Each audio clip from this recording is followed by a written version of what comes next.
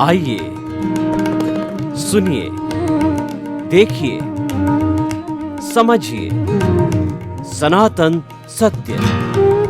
जैसी दृष्टि वैसी सृष्टि, दृष्टि विज्ञान। कुदरत, कुदरती रचना एवं कुदरत के कानून से शाश्वत सुख की प्राप्ति।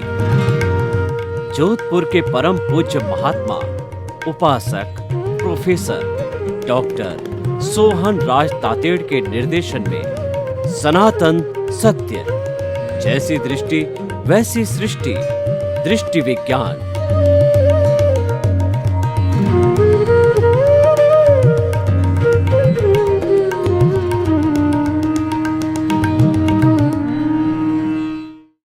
आत्मविज्ञान में आपका हार्दिक स्वागत है, अभिनंदन है, सत्कार है। आत्मविज्ञान, साइंस ऑफ द सोल, सही दृष्टि सही सोच, राइट विजन राइट थिंकिंग कार्यक्रम के अंतर्गत हम आपको प्रतिदिन नए नए विषयों को प्रस्तुत करके आपका जो आत्मा का अस्तित्व है, आपका स्वयं का जो अस्तित्व है, आपका जीवन कैसा होना चाहिए, जीवन के अंदर आपको सुख शांति कैसे मिले, आपको आनंद की अनुभूति कैसे हो, जो कि व्यक्ति का एक अल्टीमेट मंजिल होता है, वो हम आपको बताना चाहते हैं। तो आज का हमारा आत्मविज्ञान के अंतर्गत जो विषय है वह टकराव टालिए। बड़ा सुंदर और सरल विषय है कि आपस में टकराना नहीं। जब दो चीजें टकरती है तो घर्षण होता है, और घर्षण होने से बिजली पैदा होती है, और उस बिजली से व्यक्ति जल जाता है, मोहल्ला जल जाता है, कॉम्प्लेक्स जल जाता है, देश जल जाता है, और निशस्त्रीकरण लागू न हो, अणु बम, एटम बम, जखीरा, जो कि आज पूरे विश्व में इतना इकट्ठा हो गया है कि 7 अरब की जनसंख्या को वो अणु बमों का जखीरा टकराव के द्वारा 7 मिनट के अंदर पूरी दुनिया को भस्मीभूत कर सकता। इतना टकराव विध्वंसक होता है।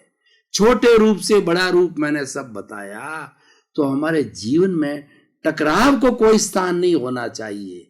ये सीधी सीधी बात मैं बताना चाहता हूं, क्योंकि हमारा आत्मविज्ञान ऐसे छोटे छोटे सूत्र, ऐसे सरल सरल सूत्र, जो कि हर व्यक्ति बिना किसी भी बहुत बड़ा जो है मानसिक विकास के साथ, सामान्य से सामान्य व्यक्ति, गांव का व्यक्ति, इस आत्मविज्ञान सरल सरल भाषा, कोई आगमों की कठिन सूत्र नहीं, कोई संस्कृत के नहीं, और कुछ जो है वो प्राकृत भाषा के नहीं, कोई बड़े बड़े जो है वो मुहावरे नहीं, बहुत सीधी सीधी भाषा में है।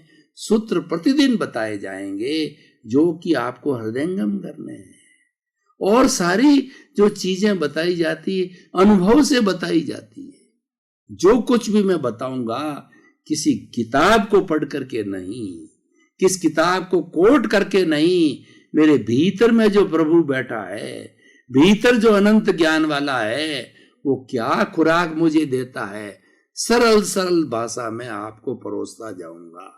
टकराव डालिए। बहुत बड़ा सूत्र है कि देखिए कि हम किसी परिवार में रहते हैं, और परिवार के अंदर सामने देखिए हमारे भोजन आ गया, तो भोजन में श्रीमती जी ने अगर हमारी सब्जी में नमक ज्यादा डाल दिया, तो जो ही हमारे वो थाली आती है, हम खाना प्रारंभ करते हैं, हमको लगता है कि सब्जी में नमक ज्यादा है, हमने टकराव चालू कर दिया, हमने महाभारत चालू कर दी, थाली को फेंक दिया, और हम मुंह से अनर्गल बोलते चलते गए कि तुम्हारे को खाना बनाने ही नहीं आती, खाने को खारा कर दिया, खाने योग्य नहीं है, इतने वर्षों से खाना बना रही हो, इतना भी नहीं कर सकती, इतना भी ज्ञान नहीं। टकराव हो गया। आपने 2 कही, श्रीमती जी ने 4 सुना दी, कह दिया कल से रसोई बंद, खुद खाना बनाओ, खुद खाओ, मैं खाना बनाने वाली नहीं हूं, मैंने ध्यान रखा पर हो सकता है ज्यादा पड़ गया हो। तो ऐसी स्थिति हर क्षण खड़ी होती है, हम आपस में टकराते रहते हैं, किसी न किसी बात को लेकर के नेले पे डेला डालते हैं, और हम एक सुनाता है, दूसरा 2 सुनाता है, सामने वाला 4 सुनाता है, 8 सुनाता है, और महाभारत हो जाता है, टकराव हो जाता है। देखिए महाभारत क्यों कहा जाता है कि मैं अभी कुछ समय पहले कुरुक्षेत्र में गया था, और कुरुक्षेत्र में मैं ध्यान करता हूँ, मेडिटेशन, मैंने ये प्रयोग किया कि कुरुक्षेत्र के अंदर जहाँ युद्ध लड़ा गया उसके प्रमुख स्थान पर बैठ के ध्यान किया, तो मेरा ध्यान नहीं जमा। आज भी वो परमाणु मौजूद है, कौरवों और पांडवों के जहाँ युद्ध लड़ा गया था, तो मेरे नेगेटिव थिंकिंग होती गई, मेरे दिमाग के अंदर उलझन होती गई, और मैं नहीं कर सका ध्यान। यानी आज भी वो टकराव के परमाणु वहां पर मौजूद है। तो क्यों ये परमाणु कहीं नहीं जाते हैं, परमाणु वही होते हैं, वही रहते हैं, रूपांतरण होता है। और किसी महापुरुष का कोई भी कमरा है, स्थान है, वहां बैठ करके वो आत्मविज्ञान करते हैं, आत्मा की बात सोचते हैं, जगत कल्याण की बात सोचते हैं, और सर्वोदय की बात सोचते हैं, सबके सुख की बात सोचते हैं, सबको सुख मिले, शांति मिले, आनंद मिले, मुक्ति मिले, ऐसी बात सोचते हैं। उस स्थान पर सहजी रूप में अगर आप धरती पर बैठ जाइए, आपका ध्यान तुरंत टिक जाता है, आपके भीतर कॉस्मोस से पॉजिटिव एनर्जी उतरने लगती है। लेकिन कुरुक्षेत्र में बैठे तो सारी नेगेटिव एनर्जी उतर गई। तो भाइयों, परमाणुओं का बहुत बड़ा प्रभाव होता है। हम जो कुछ भी सोचते हैं वो सारा हमारा वैचारिक है। अच्छा सोचते हैं, कॉस्मोस अच्छा बनता है, बुरा सोचते हैं, कॉस्मोस बुरा बनता है। इस कॉस्मोस में ये नेगेटिव पॉजिटिव एनर्जी कहां से आई? सारी नेगेटिव एनर्जी टकराव से आई, नेगेटिव थॉट से आई। तो और पॉजिटिव एनर्जी कहां से आई? संत महापुरुष जो आत्मविज्ञान की बात करते हैं, सही दृष्टि की बात करते हैं, सही जो है थिंकिंग की बात करते हैं, राइट विजन, राइट थिंकिंग की बात करते हैं, अल्टीमेट ट्रुथ को जानते हैं, सनातन सत्य को जानते हैं, कुदरत के कानून को जानते हैं, आत्मविज्ञान को जानते हैं, जानने का प्रयास करते हैं, अनुभूतियां करते हैं, भीतर क्या चल रहा है उस आत्मा के जगत में जाकर के उस अनुभव को देखते हैं कि प्रभु का साम्राज्य क्या है। प्रभु का साम्राज्य असंख्य है, अनंत है, वो ज्ञान का भंडार है, वो दर्शन का भंडार है, वो सुख का भंडार है, वो शक्ति का भंडार है, और उसके समान कोई शक्ति पूरे विश्व में नहीं है। पूरे विश्व में सबसे शक्तिमान आत्मा है, पूरे ब्रह्मांड में सर्वशक्तिमान आत्मा है। वो मेरे में है, वो आप में है, वो कीड़े में है, वो मकोड़े में है, वो भगवान राम में है, वो भगवान कृष्ण में, सब में वही है। जो हमारा सच्चिदानंद है वो सब प्राणी मात्र, जीवित प्राणी मात्र वही, अजीव में नहीं होता, इस टेबल में नहीं, इस कैमरे में नहीं, इस लाइट में नहीं है, लेकिन जीव के अंदर सब में वही रहता है। ये बात अलग है कि उनका प्रारब्ध अलग है, उनका कर्मों का उदय अलग है, उनका कर्मों का सृजन अलग है, उन्होंने कॉज कुछ आड़ डाले हैं, उनको इफेक्ट अलग मिल रहे हैं। इफेक्ट के कारण अलग अलग शरीर, अलग अलग सोच, अलग अलग भुगतान। इसलिए दुनिया की 7 अरब की जनसंख्या में एक भी व्यक्ति एक समान नहीं होता। माँ के 2 जुड़वा पुत्र होते हैं, वो भी एक समान नहीं हो सकते, क्योंकि वो क्या सृजन करके आए हैं। हर व्यक्ति अपना अपना डिफरेंट सृजन करता है, डिफरेंट कॉजेज डालता है, और कुदरत उसको डिफरेंट इफेक्ट देती है, उसको डिफरेंट जो है पनिशमेंट देती है, अवार्ड देती है। पुण्य के अनुसार, पाप के अनुसार उपादान हमारा होता है, कॉजेज हमारा होता है, इफेक्ट का काम है कुदरत करती है, व्यवस्थित शक्ति करती है, क्यों वो करता है। और हम अपनी टांग अड़ा देते हैं, मैं करता हूँ, मैंने किया, मेरा घर, मेरा परिवार, मेरे बाल, मेरे बच्चे, मेरा धन, मेरा दौलत, मेरी पद, मेरी प्रतिष्ठा। अरे भाई, ये मिथ्यात्व है, ये कर्ता भाव है। निष्काम कर्म करो, गीता कहती है कि तुम कर्ता भाव को छोड़ो। कर्ता भाव होने की इंसान में योग्यता नहीं है, वो बन भी नहीं। व्यक्ति तो केवल एक संजोग है, और व्यक्ति जो है एक निमित्त है। उन सभी निमित्तों को बन करके व्यवस्थित शक्ति होती है, जो 84 लाख जीवा योनि का पनिशमेंट अवार्ड का काम करती है और द्रव्य क्षेत्र काल भाव के अनुसार करती है और काल स्वभाव कर्म पुरुषार्थ नियति के अनुसार करती है, 6 द्रव्यों के अनुसार करती है। तो ये अलग विषय है। तो मैं ये कहना चाह रहा था कि आप करके देखिए। ये मैं आपको अनुभूत अनुस्यूत वाणी बताना चाहता हूं कि आपने, जैसा मैंने बताया कि आपने महाभारत खड़ी करी भोजन के समय, आपने उसको टॉलरेट कर लिया, आपने उसको हजम कर लिया। थोड़ा सा कड़वा लगा, नो डाउट, क्योंकि कड़वा भी एक रस है। 5 तरह के रस होते हैं, कड़वा है, कशीला है और आपका मृदु है और तिक्त है, कटु है। ये 5 तरह के रस होते हैं जो कि रसनेन्द्रिय के 5 विषय हैं, वो होते हैं। तो उसमें आपने थोड़ा सा टॉलरेट कर लिया और खाना खा लिया। अब आपको शिक्षा देनी अपनी पत्नी को, तो खाने के बाद में बोलिए कि आज नमक थोड़ा ज्यादा पड़ गया था।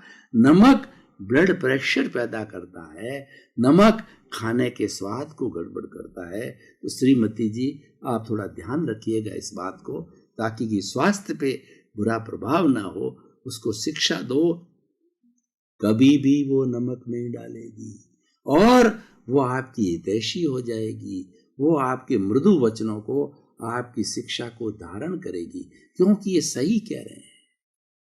आपने नसीहत रूप में कहा, आपने जो निर्दोष दृष्टि से बोल के कहा, सच्चाई को प्रदर्शित किया। लेकिन पहले जो आपने कृत्य किया था, थाली फेंक दी, गाली दे रहे थे, वो आप राग द्वेष से युक्त थे, आप कषाय से युक्त से, आप क्रोध की तरह चांडाल बन गए थे। उस वक्त आप चांडाल की स्थिति में हो, तो आप चांडाल की स्थिति को छोड़िए। आप तो निर्दोष होकर के, राग द्वेष रहित होकर के स्थिति को एंजॉय करो, क्योंकि वो तो आएगी, आपके द्वारा निर्मित है। तो हम टकराव की बात करें तो हम पहले तो व्यक्तिगत बात करी, अब थोड़ा समाज के अंदर चलते हैं। तो समाज में बड़े बड़े टकराव होते हैं। एक तरफ से ताजिया निकल रहा है और एक तरफ से हिंदू लोगों की रथ यात्रा जा रही है या कोई भी जयंती की जुलूस जा रहा है। अब दोनों भिड़ गए, पहले हम निकलेंगे, वो कहेंगे पहले हम निकलेंगे। जाना दोनों को है, क्योंकि धार्मिक स्वतंत्रता दोनों को है। दोनों को अपने अपने गुरु की जो है अभ्यर्थना करना या अपने अपने धार्मिक त्योहार को मनाने की भारतीय संविधान में दोनों को स्वतंत्रता है। उनके ऊपर कोई बंदिश नहीं है। अगर वो अनुशासित तरीके से करे, शांत रूप में करके करे, तो वैधानिक रूप से है। लेकिन टकराव में अड़ गए तो पहले हम लड़ेंगे, पहले हम जाएंगे, पहले हम जाएंगे। लाठियां निकल गई, तलवारें निकल गई, धक्का मुक्की हो गया, किसी ने किसी को मारा और ये कॉम्युनल जो है, जो रॉयट्स हो गए, पुलिस आ गई, आंसू गैस छोड़ गई। वो यात्रा तो अपनी जगह से कॉम्युनल राइट हो गया और बहुत लोग जुड़ गए, तो 144 धारा लग गई।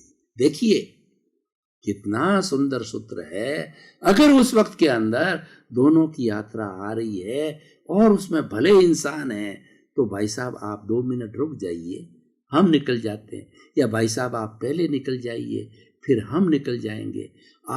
हम जो अपना जुलूस लेके जा रहे हैं आप देखिए, या आप पहले निकल जाइए, आपके जुलूस को हम देखते हैं, उसमें हम शरीक होते हैं। देखिए कितना सौहार्द हो गया, टकराव टल गया।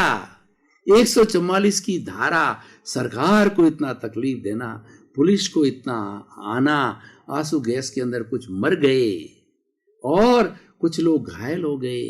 उनके लिए फिर जो उनको व्यवस्था करनी पड़ी, जो है सारे जो मैनेजमेंट को, सारे प्रशासन को गाड़ियां भेजनी पड़ी, उनको हॉस्पिटल ले जाना पड़ा। पत्रकार लोग आए, नेता लोग आए, मीडिया वाला आए और घमासान युद्ध हो गए। बात तो बहुत छोटी थी, इतना सा टकराव टाल देते, भाई साहब आप हमारा देख लीजिए, हम निकल रहे हैं, या आप निकल जाइए, हम आपका देख लेते हैं। कितना फर्क पड़ता, 10 मिनट या 15 मिनट, लेकिन उसका आप असर देखिए कितना भयंकर हो गया। 24 घंटे मीडिया चला, सरकार पे दोष बड़ी बड़ी लोग बहस करने लग गए मीडिया के ऊपर, पार्टीबाजी हो गई, ये गलत हुआ, ये अच्छा हुआ, ये नहीं होना चाहिए, ध्यान नहीं दिया गया। और बात बहुत छोटी थी, मतलब जो है खोदा पहाड़ निकली चूहिया। तो हम आपको कितना बड़ा सूत्र समाज के स्तर पर देना चाहते हैं। अब हम आपको देश के सूत्र, इस स्तर को, इस सूत्र को देश पे लागू करना चाहते हैं। दो देश हैं, भारत और पाकिस्तान। ये वहां के दोनों प्रधानमंत्री दोस्त बन जाए, वहां की सेनाएं दोस्त बन जाए, क्योंकि दोनों एक ही मां के बेटे हैं। पहले तो दोनों ही भारत के थे, अब उसके बाद के अंदर अफगानिस्तान अलग हुआ, उसके बांग्लादेश अलग हुआ, लेकिन सबकी मां तो भारत है। और हम लंबे समय, कई शताब्दियों तक साथ में रहे हुए हिंदुस्तान के अंदर, और कहीं न कहीं हमारा जो भातृभाव है, मित्रता हमारे साथ है। अगर वो हाथ मिला देवे तो कहाँ तकलीफ हो सकती है। लेकिन दोनों के ईगो टकराते हैं कि नहीं, मेरे को बड़ा बनना है, मुझे टेरर में रखता। टेररिज्म क्या है? टेररिज्म ये है अपने आप को बड़ा बताना, टकराव पैदा करना और अपने आप को ये सिद्ध करना कि मैं बहुत बड़ा शक्तिवान हूं, देखो मैंने करके दिखाया। भाई और बहनों, मातृशक्ति वास्तव में शक्ति का ही दुरुपयोग है। शक्ति आपको मिली है सदुपयोग करने के लिए मिली है, जगत कल्याण करने के लिए। आप हर वक्त चिंतन करो कि प्राप्त मन वचन काया से जगत के किसी भी जीव को किंचित मात्र भी दुख ना हो, दुख ना हो। हे मेरे भीतर विराजमान प्रभु, मुझे ऐसी शक्ति दो, जागृति दो, मैं जगत कल्याण कर सकूं, मैं ऐसी भावना निरंतर बनाए रखूं कि जगत के सब जीवों को सुख मिले, शांति मिले, कोई टकराव ना हो, और सब जीव जो है धीरे धीरे अपनी साधना करके मुक्ति को प्राप्त करे, क्योंकि वहाँ अक्षय सुख है। ऐसी मंगल भावना, जगत कल्याण जय जगत की भावना, यूनिवर्सलाइज योर कॉन्शियसनेस, अपनी आत्मा को इतना विशाल कर दो कि सारे विश्व की धर्म संस्कृति उसके अंदर समा जाए।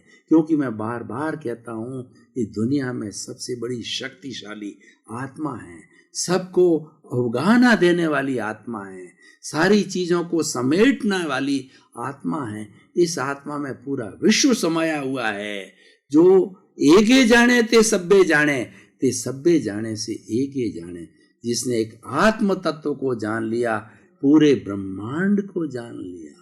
जिसने पूरे ब्रह्मांड को जान लिया, उसने एक आत्म तत्व को मान लिया। छोटी से छोटी इकाई आत्मा है, बड़ी से बड़ी इकाई ब्रह्मांड है, पर दोनों में एक सा ही अस्तित्व है। दोनों एक दूसरे के कॉम्प्लीमेंट्री है, दोनों एक दूसरे के पूरक हैं, दोनों के एक अस्तित्व में अस्तित्व है। बूंद का अस्तित्व जो है समुंदर में है, बूंद भी समुंदर है, क्योंकि जो समुंदर बनता है वो असंख्य बूंदों के समवाय को, समूह को समुंदर कहते हैं। अगर बूंद ही नहीं हो, छोटी से छोटी इकाई, तो समुंदर कहाँ से बनेगा? ये ब्रह्मांड के अंदर जो उसका जो यूनिट, एक घटक आत्मा ना हो, तो ब्रह्मांड में 84 लाख आत्माएं कहाँ से आएगी? तो ये समझने की चीज है, टकराव को टालिए। जो दो देश टकराव टाल देते हैं, दो देश के जो प्रशासनिक है, मुखिया हैं, वो मित्र बन जाते हैं, उनकी सेनाओं को संदेश देते हैं कि हम पक्के मित्र बन गए हैं, तो कभी भी देश के अंदर टकराव नहीं होगा दो दोषों के बीच में। और दोनों देश उस टकराव की स्थिति को, उस विनाश की स्थिति को जो है वो सृजन में लगाएंगे, वो डेवलपमेंट करेंगे, वो अपने अच्छे घर बनाएंगे, अच्छी सड़कें बनाएंगे, विद्युत को पैदा करेंगे, बच्चों को पढ़ाई दी जाएगी और संस्कृतियों का आदान प्रदान होगा। उनकी संस्कृति हमारे देश में आएगी, हमारी संस्कृति उनकी देश में जाएगी, हम उनकी संस्कृति को अप्रिशिएट करेंगे, वो हमको अप्रिशिएट करेगा। हमारे भीतर उल्लास का और मित्रता का भाव पैदा होगा। ये सारे भाव कहाँ से पैदा होते हैं? ये टकराव टालने से होता है। अब मैं आपको उच्चतम स्थिति जो टकराव की उसमें ले जाना चाहता हूँ कि आज पूरे विश्व के अंदर सभी देशों ने भय के कारण, कि पता नहीं मेरी सुरक्षा है कि नहीं है, वो सिक्योरिटी के ऊपर, वो सेना के ऊपर, जो हमारी नभ थल जल जो सुरक्षा सीमा है, उस पर बजट सबसे ज्यादा खर्च करते हैं। और जहां भरण पोषण, रोजगार, शिक्षा की आती है तो बजट बचता ही नहीं है, क्योंकि वहां खर्च हो जाता है। अमेरिका बताते हैं कि 80% बजट जो है वो अपने सुरक्षा के ऊपर, अणु बम बनाने के ऊपर, शस्त्रीकरण को पैदा करने में लगाता है। और इस कारण ये जखीरा इकट्ठा हो गया। अगर यूनाइटेड नेशनल ऑर्गेनाइजेशन के जो वीटो पावर्स वाले हैं सभी मित्र बन जावे और वो शपथ ले, पूरे जो 200 कंट्री जो यहाँ के मेंबर शपथ ले कि हम इन शस्त्रों का उपयोग नहीं करेंगे, परमाणुओं का उपयोग नहीं करेंगे, हम अपने अपने देश का डेवलपमेंट करेंगे। और अगर कोई देश की सीमाओं पर आक्रमण नहीं करेंगे, देश चाहेगा तो हम आएंगे, आदान प्रदान करेंगे, आर्थिक करेंगे, राजनीतिक करेंगे, शैक्षिक करेंगे, सांस्कृतिक करेंगे और पक्के मित्र बन जाएंगे। जैसे कि हम अपने एक गांव में रहते हैं, हम एक परिवार में रहते हैं, हम समाज में रहते हैं, भाई भाई बन के रहते हैं, तो देश भी दूसरे देश का भाई हो सकता है। और ये विश्व जो है वसुधैव कुटुंबकम बन जाएगा। ये विश्व एक जीने की अच्छी चीज बन जाएगा। और इस हमारे ब्रह्मांड के अंदर जितनी नेगेटिव एनर्जी है सारी खत्म होकर के पॉजिटिविटी आ जाएगी और आदमी ईश्वर का रूप हो जाएगा, सुख शांति महसूस करेगा। तो भाई और बहनों, हम आपको ये बताना चाहते हैं, आत्मविज्ञान का ये जो विषय है, ये जो है सही सोच, सही दृष्टि का जो विषय है, right vision, right thinking, the science of the soul का जो विषय टकराव टालिए, बहुत छोटा है पर इसका रूप बहुत बड़ा है। जैसे कृष्ण भगवान ने अर्जुन को और दुर्योधन को अपना विराट रूप बताया, इसके रिजल्ट बहुत अच्छे हैं। टकराव टालने के रिजल्ट बहुत ही सुंदर है। बड़ी से बड़ी चीज को हम घटा करके जीरो पे ला सकते हैं। तो मैं आपको इसको कसौटी पे कसना चाहता हूं, इस विषय को परिप्रेक्ष्य में।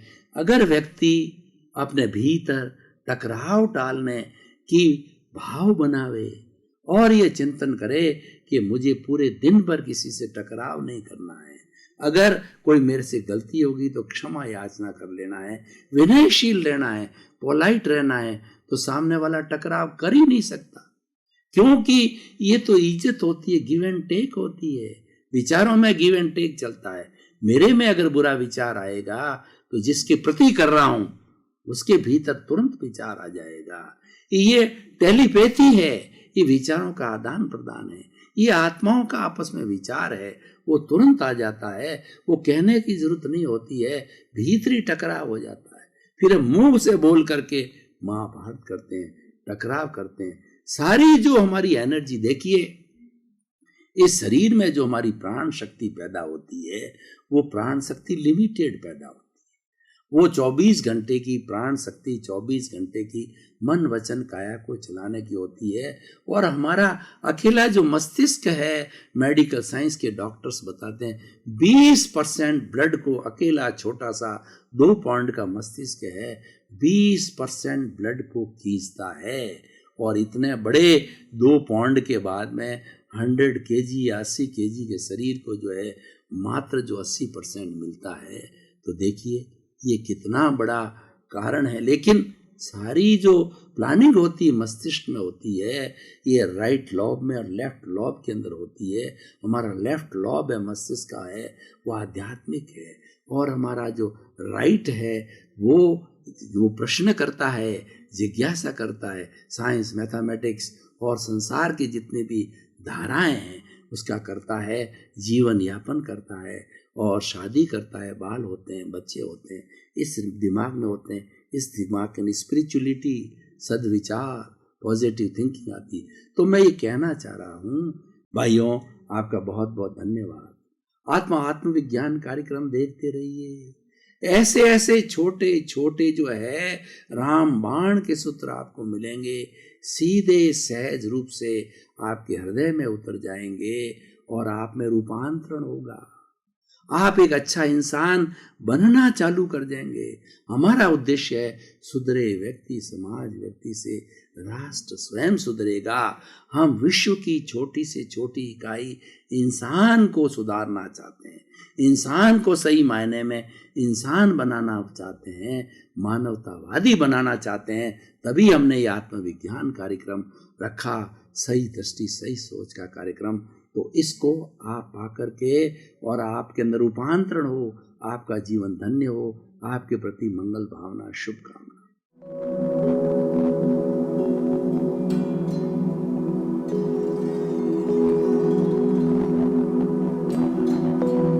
एक ऐसा अंतर्राष्ट्रीय ख्याति प्राप्त मानव जो गुरु प्रेरणा से पिछले 20 वर्षों से वानप्रस्थ जीवन जीते हुए 24 घंटे मानवता की सेवा में संलग्न है। एक ऐसा मानव जो अभी राष्ट्रीय, अंतर्राष्ट्रीय टीवी चैनलों पर 7,500 एपिसोड के माध्यम से सनातन सत्य, आत्मविज्ञान एवं पुनरुत्थान, व्यवहार एवं निश्चय जगत के जीवनोपयोगी विषयों पर हृदय स्पर्शी प्रवचन कर चुका है। उस मानव का नाम है महात्मा उपासक प्रोफेसर डॉक्टर सोहन राज तातेड़। प्रोफेसर तातेड़ द्वारा योग, दर्शन, शिक्षा विषयों पर रचित पीएचडी स्तर के 250 शोध ग्रंथ भारत के 100 प्रतिष्ठित विश्वविद्यालयों में शोधार्थी पढ़ रहे हैं तथा वे सभी शोध ग्रंथ वहां की सेंट्रल लाइब्रेरियों में उपलब्ध हैं। महात्मा सोहन राज ने अभी तक हजारों स्कूलों, कॉलेजों, विश्वविद्यालयों एवं संस्थाओं में सेमिनार, वर्कशॉप, कैंप लगाकर लाखों विद्यार्थियों को योग, दर्शन, शिक्षा का प्रशिक्षण देकर उन्हें सुसंस्कारित किया। डॉक्टर तातेड़ ने भारतीय संस्कृति उत्थान के 4000 से अधिक समसामयिक विषयों पर आर्टिकल लिखकर ऑनलाइन जर्नल, पत्रिकाओं, वेबसाइट्स पर प्रकाशित किया, जिसका उपयोग लाखों पाठक कर रहे हैं। उपासक तातेड़ के 5000 से अधिक आज का सुविचार, आज का शुभ संदेश, आज का मंगल भावना योग आदि चिंतन websites, Twitter, blogger, Facebook, YouTube माध्यमों से लाखों लोग अपना जीवन निर्माण कर रहे हैं। मानवता के मसीहा ऐसे महामानव महात्मा सोहन राज तातेड़ के प्रोफाइल को अभी तक विश्व के 20 लाख दर्शक यूट्यूब पर, 12 लाख गूगल पर एवं लाखों दर्शक फेसबुक, ब्लॉगर, ट्विटर और इंस्टाग्राम पर देख चुके हैं।